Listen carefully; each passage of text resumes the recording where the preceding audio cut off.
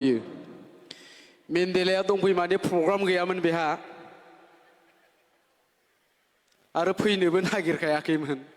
ओमफ्राय थगायनानै लिंबोदों आङो बे हारिमु सोलाय सोल' होनबाथ' फैया नालाय मानसिया हिनजावनि सोलाय सोल' दंनोलै होननानैसो लिंना लाबोदों आङो सोरबा सोलायोबा गोदान लांनो लांनानै फैदों आरोखि मानसिया आखला बारा थिग नङा हाबा जाबाय हाबाखौ आंसो जायाखै माने मोनसे खारनाव आं हाबा जायाखै आरोखि रायजोफोर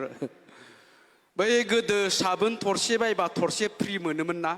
बाय वान गेट वान फ्रि होनना बुङोमोन आरोखि ओंखायनो आं सानबाय बिनानावखौ हाबा बिब'खौ हाबा खालामबा बिनानावखौ ओरैनो लोगोआव मोनबोफानाय मेरि वान गेट वान फ्रि जाबासो हाबा जासिगोन लांनानै दं आङो जोंना बै रमिअ सारा गावसिनि बिके डब्लिउएस आव बेबायदि आयेनखौ थाब लाबोसिगोन आरो बोसोरसे नेबाव होननानै बुंदों थ' बोसोरसे उनाव हाबा जानोसै आङो दा जियानो जा फैनानै खोब गोजोननाय मोनदों आरो खोब मोजां मोनसे हाबाफारि माने कालचार एक्सचेन्ज होननानै बुंदों एसे सिगाङाव माखासे मोसाखावरिफोरनि मोसानायखौ नुबाय थारैनो जोंनि जा बर'फोरनि हारिमु बे हारिमुआ जोबोद गोमोथाव बाख्नायजाथाव आरो माने गावखौनो गाव खोब देरगानाय मोनो दिनै जोंनि बे मोसानायखौ जों जेरावखि जायगायावनो मोसायाथों मानो बुहुमनि मानसिफ्रा दिनै सिनायनो हानाय जाबाय बियो बर'फोरनि हारिमु बर'फोरनि मोसानाय होननानै दा बे मोसानायनि गेजेरजोंनो अर्थात जोंनि हारिमुनि गेजेरजोंनो दिनै जों बर'फ्रा बुहुमाव सिनायजाबाय दा ओंखायनो बे हारिमुखौ जोङो जेसेबां हागौ एसेबां गुवारै फोसावनो नाजानांगौ जेसेबां हागौ एसेबां बेखौ आरोबाव साबसिन हामसिन खालामबावनांगौ ओंखायनो दहाय जोंना बेखेवगिरि जोंहा बिश्वजित दैमारि सारा मोनसे खोथा बुंलांदों जों बर'नि हारिमुखौ बयबो अनसायनांगोन सिनेमाखौ बयबो नायनांगोन थियेटारखौ बयबो नायनांगोन होननानै बिथाङा बुंलांदों दा ओंखायनो जोंनि गेजेराव जोंनि हारिमुखौ जों जेसेबांनो अनसायगोन जोङो हारिमुआव नांथाबनानै थानाय महरगिरिफ्रा एसेबांनो थुलुंगा मोनगोन दा आङो मोनसे बाथ्रा बुंनो नागिरदों रायजो राजा नोंथांमोना गाज्रि मोननाङा मैया गामियाव मोनसे हाबा दंमोन बे हाबायाव आंहा बिगुमै सोमोन्दोनि सासे मानसि लोगो मोनबाय बियो थियेटाराव थाबाय थायो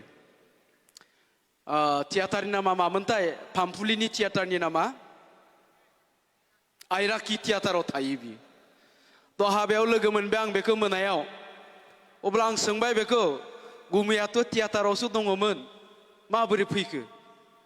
अब्ला बुंबाय बियो जोंना matric final higher secondary final जासिगोन नालाय मानसिफ्रा बादा होबाय थानायखाय जोङो बे समाव थियेटारखौ दोनथ'यो होनना बुंबाय आं सानबाय थिगानो दङ खिन्थु बाथ्राया जाबाय मा दा नैबे हायार सेकेन्डारि फाइनाल मेट्रिक फाइनालनि टाइमाव खिन्थु गोबां जायगायाव ससियेल मिडियायाव नुबाय दङ एडभार्टाइज खालामनाय शिव फुजा 10 दिन 12 दिन 15 दिन बे मेट्रिक परिखायाव जेबो खहा जाया नामा आरो फुजाफ्राबो ओरैबायदि कमिटिया खुंनो गोसो गैलामोन जुवादारिफ्रा फैनानै खुंफैबाय नोंसोर 10 लाख लादो आर्टिस्टफोरखौबो जोंनो लेंहरनोसै दा जोंनियाव बेबायदि जादों आरोखि दा बुंनांगौआ नैबेसो थियेटार देखायनायाव जोंहा फरायसाफ्रा लकसान दङ जायफ्रा मेट्रिक फाइनाल लिरनो नागिरदों हायार सेकेन्डारि फाइनाल लिरनो नागिरदों नाथाय बे जे मेला जाबाय दङ 10-15 दिन बेजों जेबो खहा जाया नामा दा जों हारिमुनि मानसि हिसाबै बेखौ बुंदों आरोखि थ' होमबा जोंनियाबो थियेटाराबो सोलिनो हायो थियेटारखौबो देखायनो हायो थियाटारावथ' इसिबां दावराव दावसि जाया हरसे मानि बै फुजा मेलायावसो हरसे थारला दावराव जायो सोरबा जुवा गेलेनायनि सोरबा जौ लोंनायनि दा बेबायदि आरो दा जियानो जा बुंनो गोनां गैयामोनब्लाबो आं बेखिनिखौ बुंबाय जोंहा मेन्डेला बिथाङाबो दङ आरो जोङो मेथाइ रोजाबगिरि लेंहरदों खोब मोजां मेथाइ रोजाबग्रा नोंथांमोना बयबो सिनायो ओरैनो बेखौ गुगुल बाबा होननानै बुङो लाइथुन नार्जारी सासे मोजां मेथाइ रोजाबगिरि बिथांखौ मेथाइ रोजाबफैनो थाखाय आङो खावलायहरबाय आरो जोंहा मेन्डेलानि फिसाला केन्डेलाबो दंफैयो नोंथांमोना सिनायना सिनायाथाय केन्डेला खेबसे गसंना होसं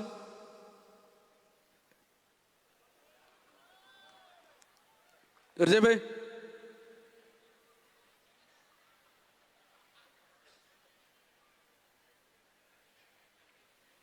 बिफा जोलै फिसा आखलफ्रानो थिग नङा ओइ सिख्ला मानसि आर'नाइ सोहांदों सिख्लाफोरा आर'नाइ सोबा बिराद मोजां मोनहैयो बिफायाबो बिदिनो नालाय दायो लाइथुन नार्जारी बिथांखौ मेथाइ रोजाबफैनो थाखाय खावलायबाय मेन्डेला फैगोन दसे उनाव भइसखौ हेल' हेल' हेल' भइसखौ हेल' हेल'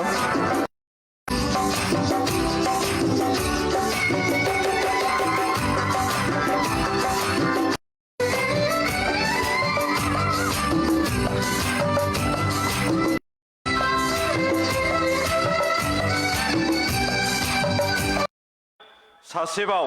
जोंहा जर'खा आलासि हांख्रायनानै लाबोजानाय दङ बिथाङा बिबुंथि लाखिगोन बिथाङानो जाहैबाय मुस्रि मेन्डेला ब्रह्म बर'नि मुंदांखा फावखुंगुर बिथांखौ बे समाव सुंद' बिबुंथि लाखिनो थाखाय बे समाव गुरै खावलायबाय ইয়াৰ পিছৰ নৃত্য প্ৰদৰ্শন কৰিব টংলা আঞ্চলিক বৰ্মন কছাৰী কৃষ্টি দল এই সময়ত অনুৰোধ কৰা হ'ল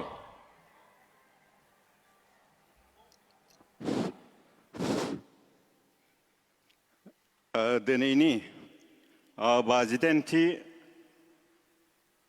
थान्दै जखनथाइ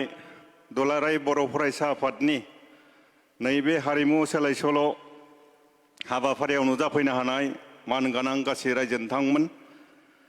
एसे सिगाङावसो बे हाबाफारिखौनो बेखेवनानै होलांनाय जोंनि आसाम एसेम्ब्लिनि मानगोनां बिबुंथिगिरि बिथां बिश्वजित दैमारी सार दिनै बर' फरायसा आफादनिनो मानगोनां आफादगिरि नेहाथारि लोगोसेनो बे जथुम्मायावनो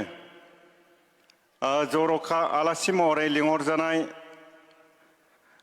BKWCनि मानगोनां लेङाइ गाहाय मावफुं सोद्रोमा आंजोंनो फैफानो हानाय बिथां फैलाजे बरगयारी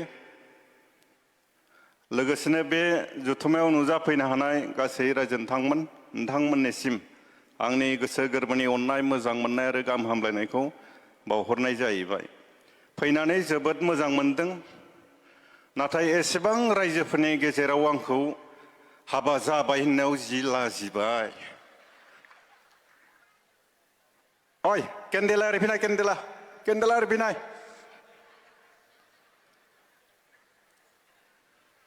आंथ' बया लाजिदो दा आंथ' हाबा जायाखै आं गथायैनो दङ फैलायासो हाबा जाबाय जेराव थाङो हाबा जाबाय बियो मोखाङा आंनि लादोंना फैलानि लादों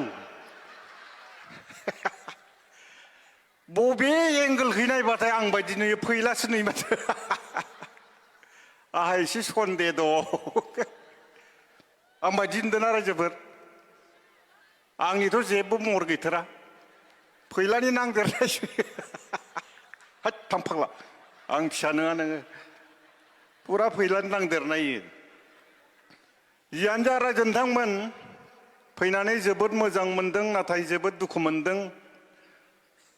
ओरैजाय नोंथांमोननि आगदाखै जिरायनाय माथो गासिबो आइजो गोजा हौवाफोरा माथो गैथारा माव थांजोबदों हौवाफोरा जाहोनो हागौ बेफोरबायदि मेल मिटिङाव हिनजावफोरा ज्राव ज्राव जानायनि जाहोनबो थानो हागौ मानो होनबाथाय आथिखालाव गासिबो सुबिदाफोरखौनो हिनजावफोरनो होजोबबाय न'बाबो हिनजावफोरनि स्कुटिबाबो हिनजावफोरनि अरुणोदयबाबो हिनजावफोरनि मा दंबावोमोनलाय आरो मा दंबावोमोन मा दंबावोमोन जायखिजाया गासिबो हिनजावफोरनि दाख्लै बावै बागुरुम्बा मोसाबाय बेयावबो मालाय 10,000 हिनजावफोर हौवाफ्रा मात्र 1,000 जनल' दा 10,000 जना मालाय 25,000 मोनगोन हौवाफ्रा 1,000 जनल' दाना गासिबो जेथिंबो सुबिदायानो हिनजावफोरनि दा हौवाफोरा न'आव नेनानै था जारलासो जाबाय दा बेयावनो आथिखालाव गोबां जायगायाव माबा माबिबो जालांदों माने अरुणोदयनि न' मोननायनि माबा आधार कार्ड भटार कार्ड हैनायावनो साफा हौवाफोर लोगो मोनना खखाबाव दारि गोनां गावनि हौवाफोरखौ बावलांबाय दा बेयाव थानाय आइजोफोरा साबैसेया गावबा गावनि हौवानि गाननाय जोमनायखौ सुना होयो दिनै आखाइ थिखांनाय सासे सानै साथाम साब्रै साब्रैसोल' सुना होयो गोबाङानो सुना होआ जायफोर हिनजावफोरा गावनि हौवानि गाननाय जोमनायखौ सुनानै होआ बेहा एसे थान्दा दंबावो बेलेग सोरबा खखाबाव दारि गोनां हौवा लोगो मोनगोन नामा थाखा फैसा गोनां लोगो मोनगोन नामा बेखौ ताल लाबाय थायो बेनिफ्राय बेयाव सोरबा हौवाफोर दं नामा गावनि हिनजावा गावनि हौवाखौ बुंबाय थायो नै आमखाय बिफा मालाय आमखाय कलकातायाव खामानि मावनो थांबाय मुम्बाइआव खामानि मावनो थांबाय नोंहाबो थांदो जुदि बिदि गोदै बुंबाय दंब्ला बिहाबो बेलेग थान्दा दं बिदि दं नामा गैया दा जियानो जा रायजो नोंथांमोन बेखायनो आथिखालाव हिनजावफोरा बेफोरबायदि मेल मिटिङाव फैयो मानो होनबा इसोरा जेराव थाङो बेयावनो लाब जायो नालाय हौवाफोरा लाबा एसे खम जाबाय दा जियानो जाथों मोजां खोन्था फैले आंखौ गोबां बाथ्रा बुंलांबाय दानि गावनियासो बंस'आनो मोजां नङा बिफायाबो सिखावसोमोन गोदो सिखाव खावनानै बुजानानैसो थैदों माने माबायदि थैदों आं बुंनि सानफ्रोमबो सिखाव खावनायानो खामानि सानसेखालि बिराद गिदिर अमा मासे बिजामादैनो जाहोनो होननानै अमा फिसिनानै दोनदों बिहावनो जाहोनो होननानै बिजामादैया बिहावनो जाहोनो होननानै फैलाय बिफाखौनो लब जाबाय थायो माबोरै खावनो हागोनलाय बिखौलाय ओरैजाय दाना सानसेखालि खावनो थांबाय खावबायबो मोनायाव फैले बिफाथ' सादा जानायनि अयभास दं अमाखौ लांनानै मा खालामबाय ससेयाव सादा जानो होननानै अमाखौ जानजियाव खानानै लाबाय ओरै नाबाय नानानै ताब बुनायावथ' अमाया बारदाव गारबायलै फैला बिफाखौ जेरैबायदि बुद्रुलांनायावनो औवा मुरायाव गोरनाया नांथेरा ब्लड बया सिखावसोमोन बे बिफानि आखलखौनो लादों गावबो बारा मोजां नङा थिग नङा बारा दा जियानो जा रायजो नोंथांमोन दिनैनि हाबाफारिया जाहैबाय हारिमुजों सोमोन्दो थानाय दिनै एबसुआ जोनोम जानायनिफ्रायनो बर'नि हारिमु बर'नि सोलोंथाइ लोगोसेनो गावसोरनि गौथुमनि थांनाय थैनाय बेफोरनि सायाव गोबां खामानि मावबोबाय बोसोन होबोबाय दिनैनि हाबाफारियाबो जोंनि बर' हारिमुनि सोमोन्दों लोब्बा थानाय मोनसे जोबोद मोजां हाबाफारि दिनै दहायनो सिगाङाव बुंखांलांबाय हारिमुनि गेजेरजोंनो जोंनि सिनायथिया बुहुमाव सिनायथि मोनबाय दाख्लैबावै जों बागुरुम्बा मोसाहैबाय बेवहाय आं गावनो 10 दिन दंहैयो गोबां खस्थ' खालामबोबाय खस्थ' खालामनायनि फिथाइखौबो मोनबाय जोबोद मोजां बाथ्रा दा जियानो जा बेवहाय थानाय रायजो नोंथांमोना बर'नि बयनिख्रुइबो साबसिन एक्टरखौ सोरखौ मोनो बर'फोरनि गेजेराव साबसिन एक्टरखौ लिंसार ना सोरखौ दाना लिंसारा मोनसे फिल्म बानायनायाव बेसेबां थाखा लायो लिंसारा फैगौ बोसोराव एबार मोनसे फिल्म जागोन आरो फैगौ बोसोराव मोनसे फिल्म मोननै सुक्ति खालामदो मोनसेयाव 5 लाख मोनसेयाव फैगौनिया 10 लाख सासे प्राइमारिनि मास्टारा बोसोरसेयाव बेसेबां मोनो खोब बारा मोनो 3 लाख 5 लाख गोदानाव दाना मोनसे फिल्म बानायनायाव जुदि 5 लाख मोनोबा 10 लाख मोनोबा मोननै मोनथाम फिल्म बानायनायाव बेसेबां थाखा मोनगोन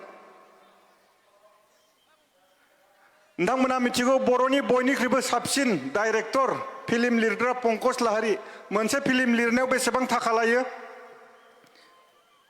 8 लाख 10 लाख लायो मोनसे फिल्माव मोननै मोनथाम फिल्म लिरबा बेसेबां मोनगोन बिथाङा गावनो हाई स्कुलनि सासे फोरोंगिरि हाई स्कुलावबो गोबां दरमा मोनखायो 15 लाख 14 लाख बोसोराव दाना जुदि बिदि मोनोब्ला मोननै मोनथाम फिल्म लिरबा बेसेबां मोनगोन बिथाङा मोननै फिल्म सुक्ति जाबाय मोनसेयाव 5 लाख मोनसेयाव 10 लाख होमबा जों फिल्मजों माना जानो हाया दिनै फैलाया बेवहाय फैदो फैलाया बेसेबां थाखा लांगोन फैलाया बेसेबां लांगोन इनिफ्राय 50,000 लांगोन 50,000 दसेल' लेक्सार होनायाव आंखौ फंनैसो रायफ्लाबाय फंनैसो रायफ्लानायावनो 10,000 लांसै मा 50,000 लांसै आं बेसेबां लांगोन फैलाखौ फंनैसो रायफ्लायबा 1 लाख लांसै आङो मा लस दं दा जियानो जा जोंनि आखल आखुफ्रा मोजां जानांगोन गोबां बाथ्रा बुंबाय गोबां हाबाफारि दंबावो दा जोंजोंनो फैफानो हानाय मेथाइ खनगिरि बिथां मेकमिलन गयारी आरो जाबाय रन्जित शेखर मुसाहारि लं लिभ गोजोन्थों Ranjit Shekhar Musahari long live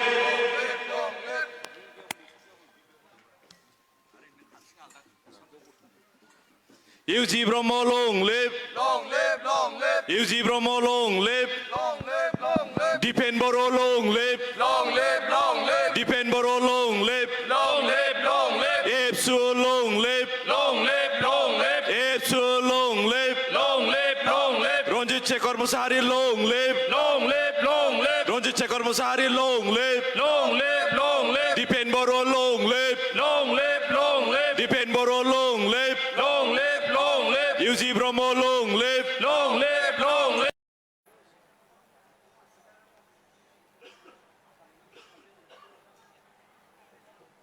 PS Musri Ranjit Shekhar Musahari Manau Gedet Bitang Habapariyaवनो